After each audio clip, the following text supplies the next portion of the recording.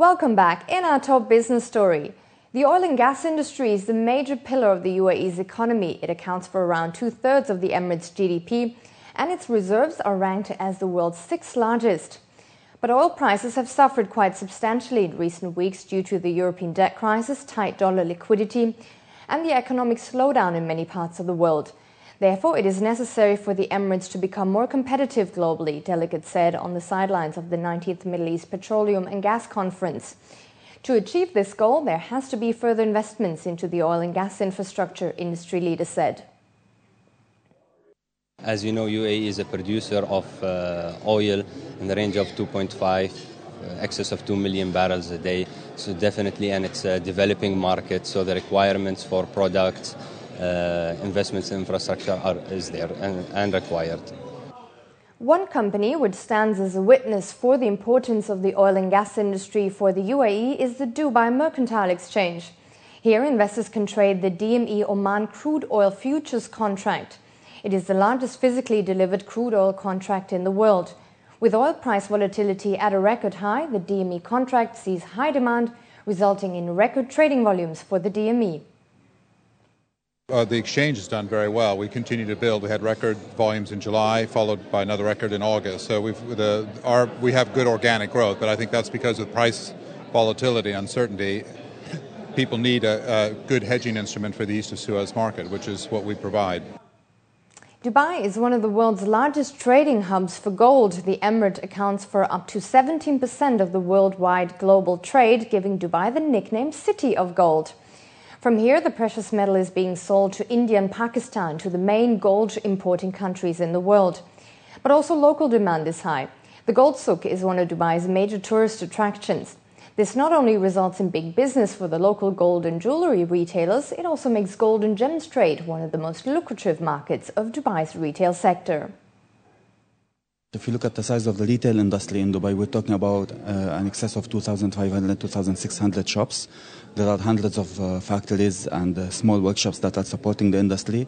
And if you look at the export figures, I'm sure you'll be seeing figures in the $17, $18 billion figure in terms of the export business for gold in the UAE. It is important in some segments, especially in the jewelry segment, it contributes to around 35-40% of the business. Other sectors like gold, 22-karat gold, it makes a smaller percentage of the total business. But it remains to be one of the key drivers for the retail business in jewelry in the UAE. Gold remains one of the best performing asset classes in the world this year, with the price rocketing by more than 20%. It hit a record $1,920 an ounce at the beginning of September. Not so much because it is a good hedge against inflation, but because it is considered the safe haven investment, especially when debt concerns have a tight grip on investors. Inflation in the world is, at this moment in time, probably a minor issue, a minor problem. Much more the issues at the moment are the worriness about fiat currency in general and what, for example, European sovereign debt issues in particular. That is what does drive the gold demand and especially also the gold price on a worldwide basis. I don't think that the gold rally is over by any means. I think gold got sold because you could.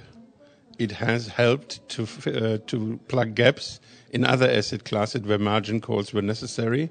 And I do expect that gold will retest the 1900 to 2000 area before the year is out.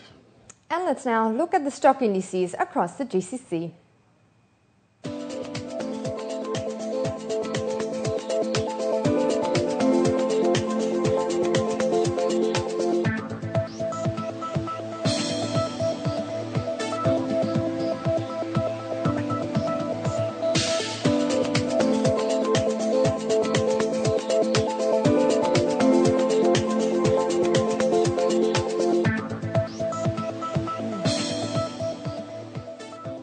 And in our world business news, Greece will miss its deficit target according to government figures released on Sunday, showing that drastic steps taken to avert bankruptcy may not be enough.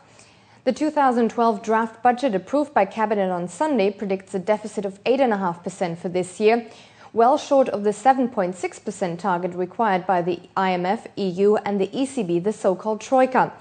Their budget specialists are in Athens to decide whether to grant Greece the next tranche of bailout money, €8 billion, for it to be able to meet its obligations. Otherwise, the country will be bankrupt in the next couple of weeks.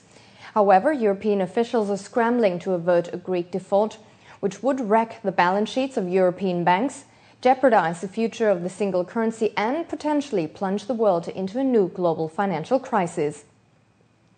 Stocks in Asia have fallen on these news. The euro even fell to an 8-month low versus the dollar, and Greek bond yields jumped. We earlier spoke with Gaurav Kashyap, head of GGCX trading at Alpari Middle East DMCC, and asked him how the news out of Greece will affect trading this week.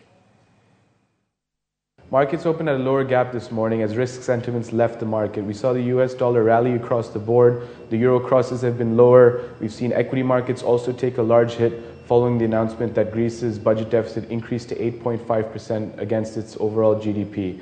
Also, of course, the data included that the Greek economy has slowed down 5.5%. That's 3.8% more than predicted by the IMF and the EU.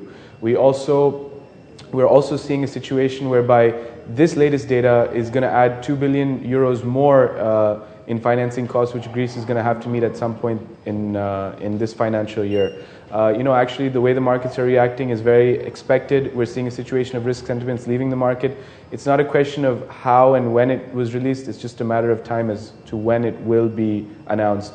As I said, the EU and IMF, the Troika Committee, will be meeting. They were supposed to meet by October 3rd to announce Greece's 6th bailout tranche of 8 billion. We continue to watch stories on that, and risk sentiments definitely will be capped. We're looking probably of a test of that 100-month moving average in the Euro USD at 132.90. With such a packed economic calendar this week, we can probably expect it to test those levels and maybe breach towards a move towards maybe 130.60 levels this week. Along with the developments in Greece, we also look at the global growth story. We have a lot of economic data releasing this week, including the ISM manufacturing data. We have the non-manufacturing data. We have the interest rate decisions from the ECB and the Bank of England on Thursday, along with the non-farm payroll report on Friday. If US GDP reading from last week is anything to go by, we're expecting some kind of risk sentiments coming back in the markets. But euro should be capped at 136. South Sudan's central bank is stabilizing the African nation's new currency against the dollar weeks after its introduction.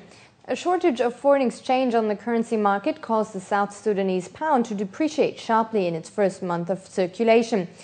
South Sudanese year-on-year inflation surged 57% in August, according to the country's Statistics Bureau, driven by a surge in the cost of food.